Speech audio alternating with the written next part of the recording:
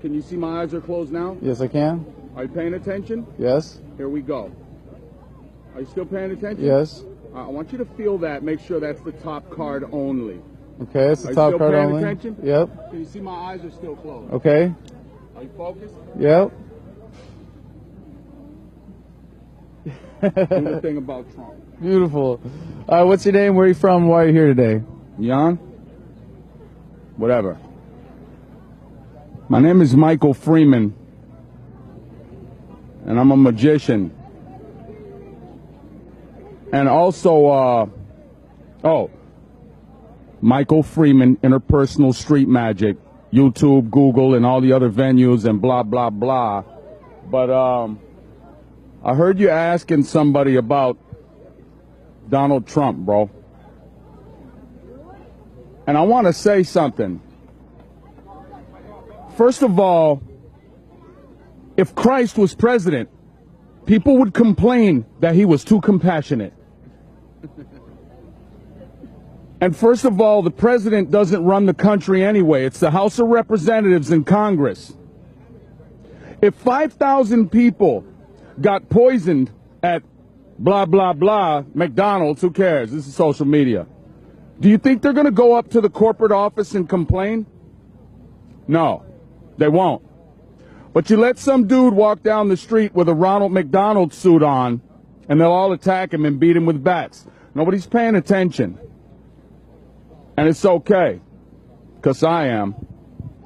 First of all, it don't take no NASA physicist to understand that Donald Trump never had any intention on becoming president. He owns all the merchandising and the trademarks.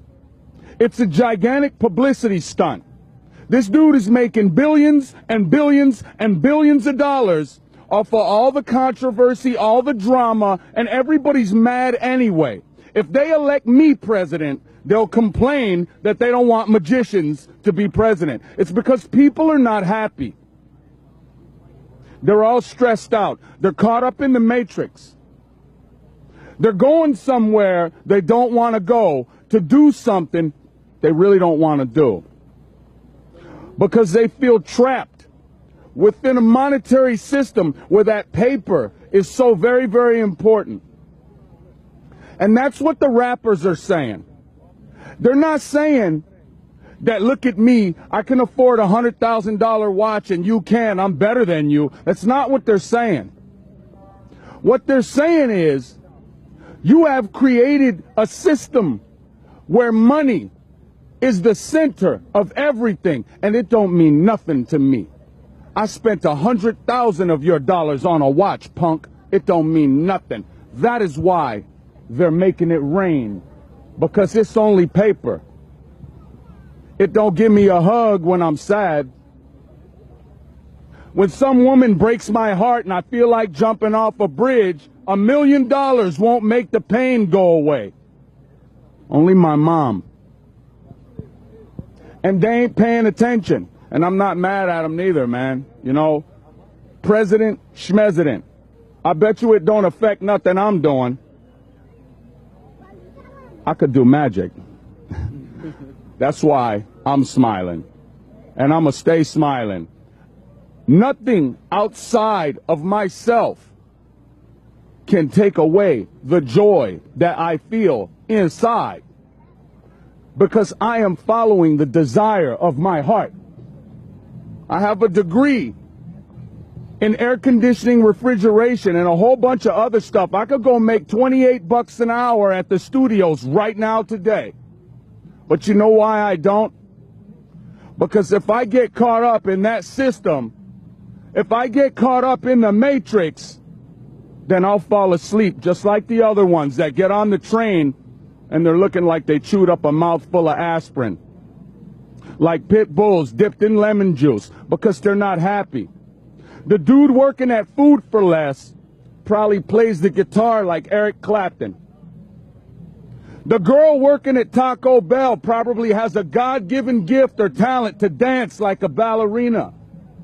But because of the fact that they're tripped up in some monetary system where they think they need this kind of car, they think they need this watch, they think they need these kind of shoes to be complete, to be whole, they're doing something that they don't want to do. They're going somewhere they don't want to go to perform a task that they do not desire. And they feel trapped, and they're sad, and they're mad, and they're angry. And when I get on the bus with my headphones on, and there ain't even no music playing, I got the cord in my pocket, and I'm just smiling, going like this. They look at me like I slapped their mama, and I haven't done anything. They're mad that I'm not mad. Imagine that. You know, I was on Hollywood Boulevard last night, New Year's. I'm a magician. Everybody here knows me. And I went to Hollywood because it was New Year's. I was at the Avalon, the luxury condominiums in Studio City for a private event. All them dudes there had gold grills. And I said, I ain't gonna do that. I'm gonna go to Hollywood and make some people happy. I'm gonna go to Hollywood where I know there's joy. I'm gonna go to Hollywood where I grew up, where I used to pop lock on Hollywood and Highland in 1984. And I had some balloons. I got 30 for $1. So it is a very minimal cost for me to blow up a balloon and give it to somebody and say, Happy New Year. But after 45 minutes of standing there in the cold, hundreds and hundreds of people crossing my path, nobody even took a free balloon with a smile.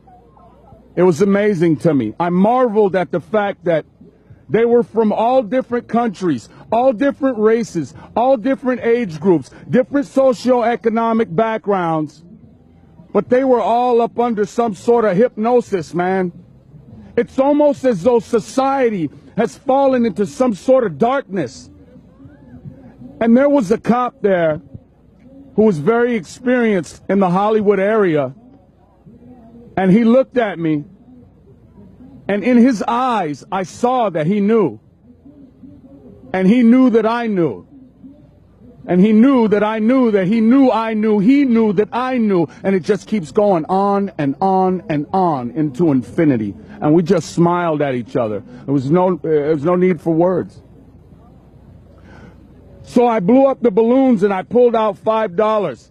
And I said, Happy New Year. And I was dressed nicely. This Geneva matches my shoes and my jacket, man. Needs a battery, too. But everybody thought that I was selling balloons or I wanted something from them. And I tried to give away money, and nobody would take it for free. These are sad days. And you got to stay focused.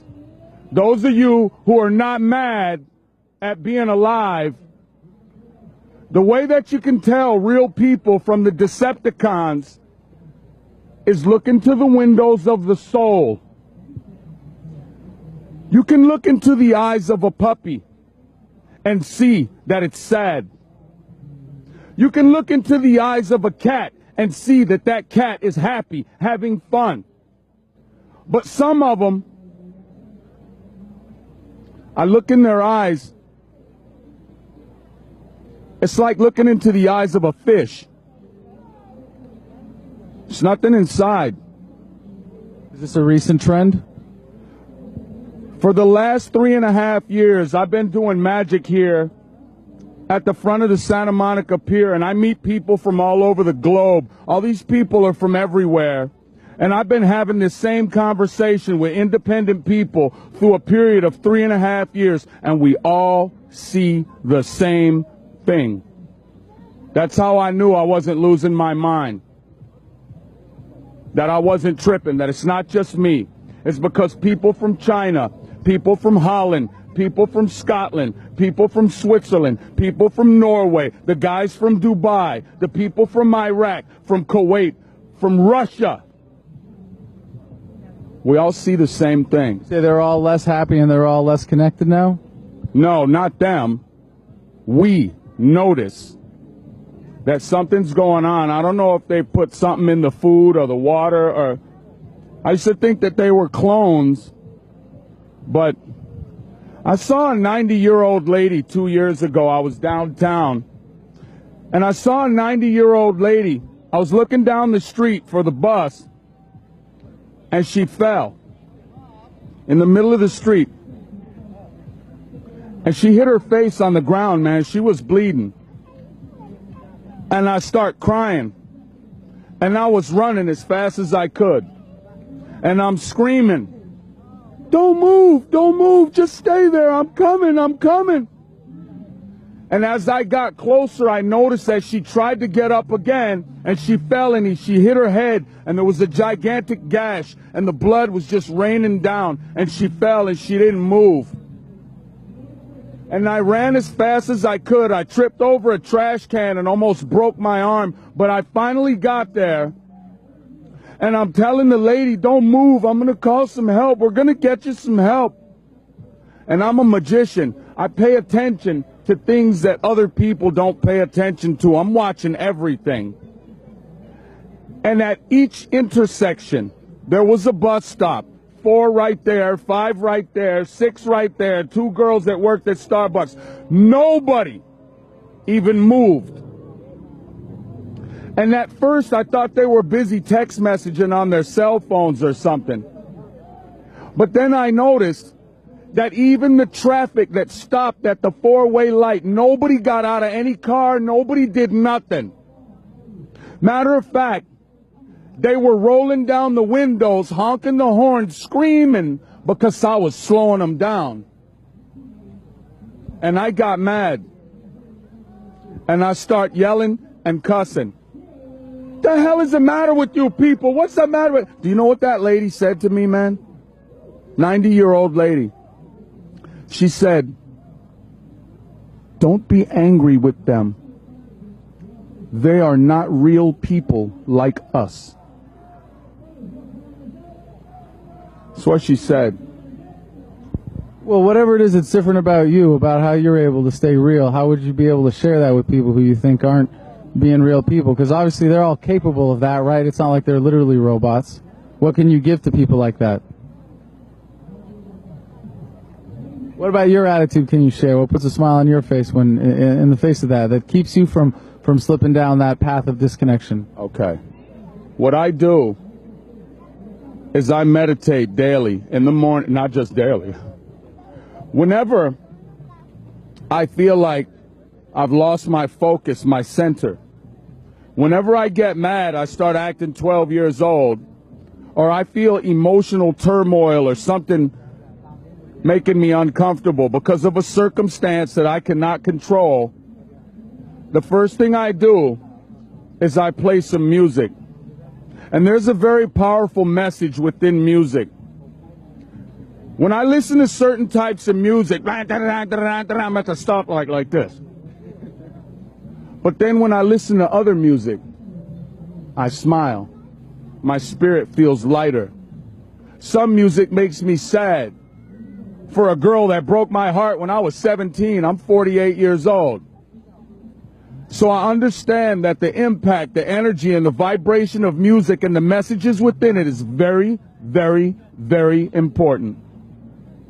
And that's how come my mom got mad when I was 15 and the music that I listened to changed. I didn't understand that then. I told you, I'm 48 though.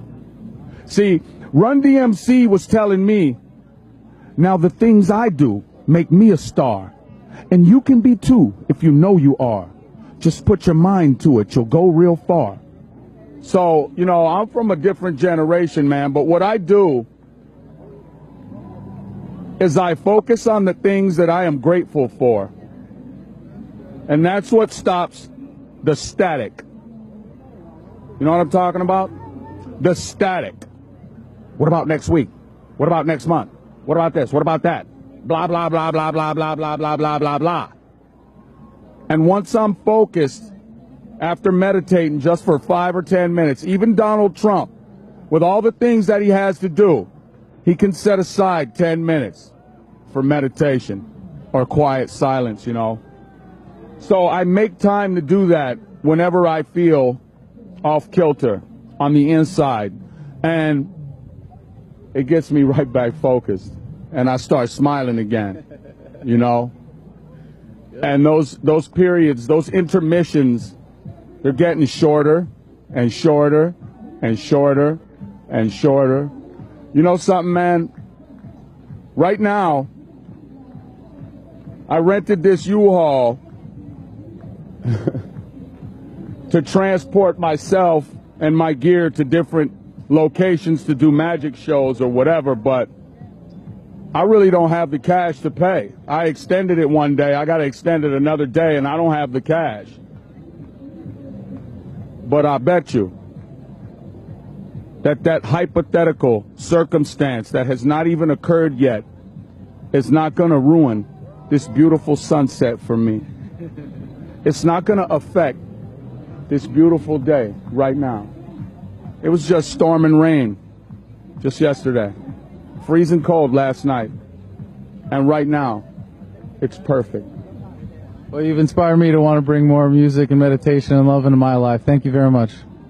Right there.